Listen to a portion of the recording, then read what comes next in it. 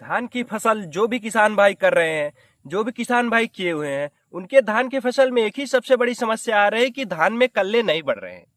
तो दोस्तों, कल्ले ना बढ़ने का बहुत ही टिपिकल एक कारण होता है जिससे हम धान के कल्ले नहीं बढ़ा पा रहे हैं। दोस्तों, इसके लिए क्या करें कि हम अपने धान के खेत में अच्छे खासे कल्लों का बढ़ोतरी करें। दोस्तों, आज हम इस वीडियो में यही जानेंगे, आप लोग वीडियो में बने रहिए।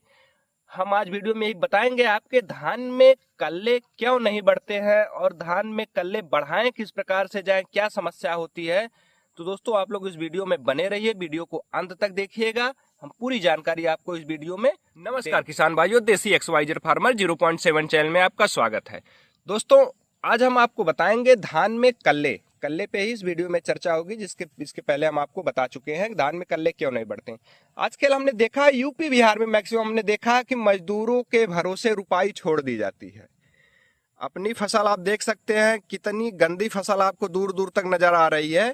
ये क्या है कि हम क्या करते हैं, मजदूरों के भरोसे किसान इस समय मजदूरों के अभाव में बाहर से मजदूर ढूंढ के हम लाते हैं और वो क्या करते हैं, सर्वप्रथम यही कारण है कि वो रुपाई बहुत गड़बड़ कर देते हैं। जैसे जहां हमें जिस फसल में हमें 3 से 4 पौधे एक साथ रुपाई करने की आवश्यकता होती है, वहां ये 1 से 2 पेड़ लगा करके भाग जाते हैं। दूसरी कमी क्या है दोस्तों, हम बताना चाहेंगे आपको। दूसरी सबसे बड़ी कमी यह है कि जो हमारी धान की रुपाई होती है, कुछ किसान भाई ये होते हैं कि लालच में हमारे खेत में जितना ज्यादा पौधा रहेगा उतनी अच्छी फसल होगी, उतनी अच्छी हमें क्या होगा, उत्पादन मिलेगा। नहीं दोस्तों, ये सबसे गलत चीज है। हमें उस प्रकार से उत्पादन नहीं मिलेगा। कल्लों की बढ़ोतरी हमें करना है तो जो स्पेस होता है, एक जरूरी मानक के हिसाब से जो आपके धान के फसल में स्पेस होता है, उसको बनाए रखना बहुत ही आवश्यक है। दूसरी चीज दोस्तों, हमने नाइट्रोजन दे दिया है, हमने जिंक भी दे दिया है, फिर भी हम देख रहे हैं कि हमारे धान में कल्ले नहीं बढ़ रहे हैं।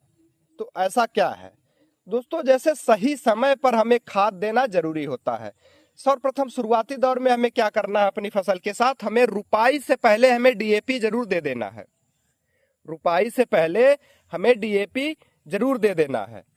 जिससे क्या होता है, डीएपी हमारी जो फसल होती है उसकी जमीन के अंदर तक हमारी उर्वरता जो है मिक्स होती है और हमारे धान की जो शुरुआती फर्स्ट स्टेज होता है वो काफी अच्छा होता है, जिससे शुरुआती दौर से ही हमारे धान हरा भरा नजर आने लगता है।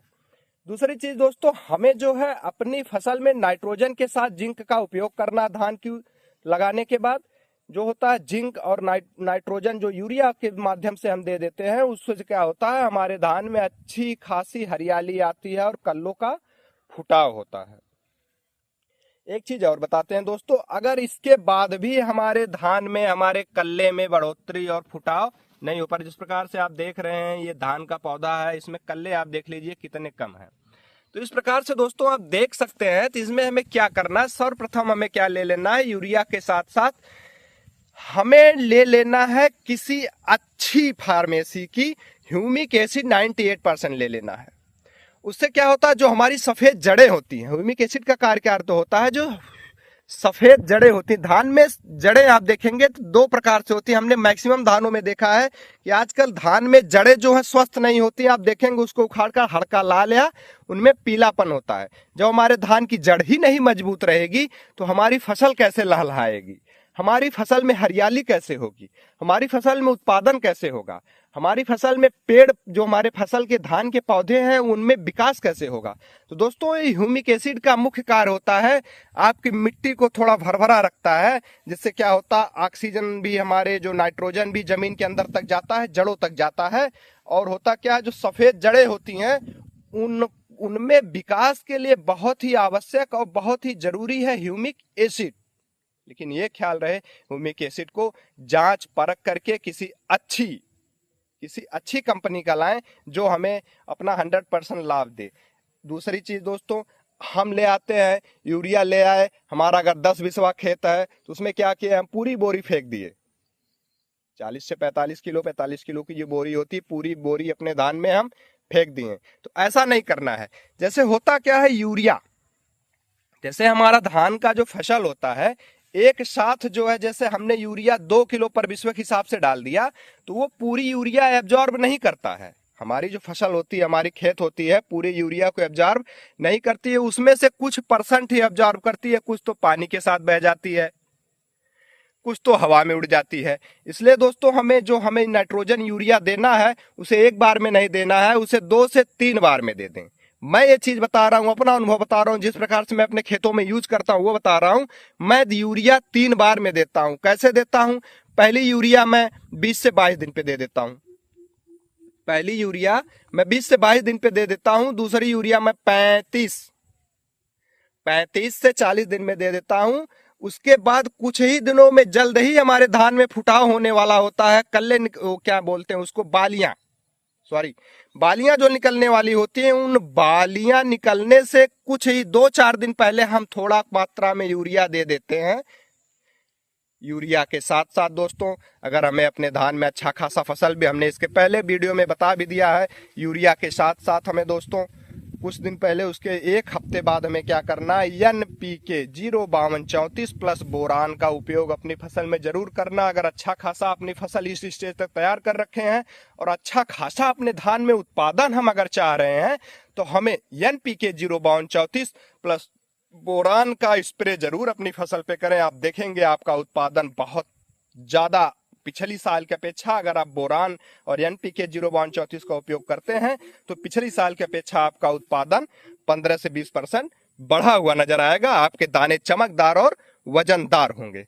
दोस्तों तीसरी चीज, एक चीज मैं आपको लास्ट चीज बताने जा रहा हूं, इसको विशेष ध्यान रखिएगा।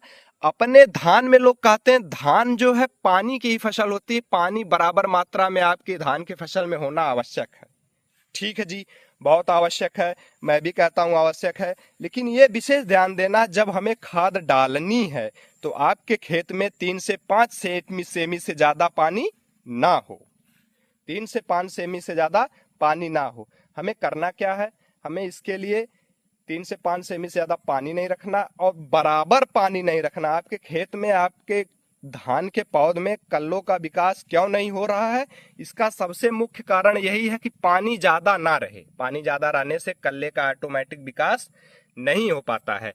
अपने खेत में 3 से 5 सेंटीमीटर का पानी लगाएं, उसमें खाद डालें, उसके बाद उस पानी को सोखने दें, उस खेत को पूरा सूख जाए पानी, कुछ दिन तक खेत को बिना पानी के रहने दें, तब आप देखेंगे भरपूर कल्लों का विकास होगा।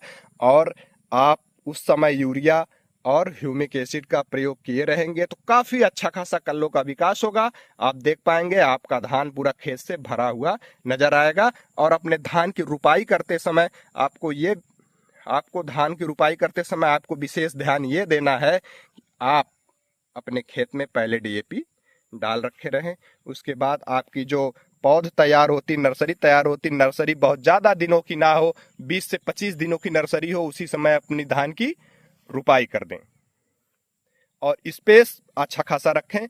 तो दोस्तों, अगर हमारे द्वारा दी गई जानकारी आपको अच्छी लगी हो तो आप हमारी इस वीडियो को लाइक जरूर करिएगा, अपने जरूरतमंद किसान भाइयों में शेयर जरूर करिएगा। धन्यवाद दोस्तों। जय जवान जय किसान।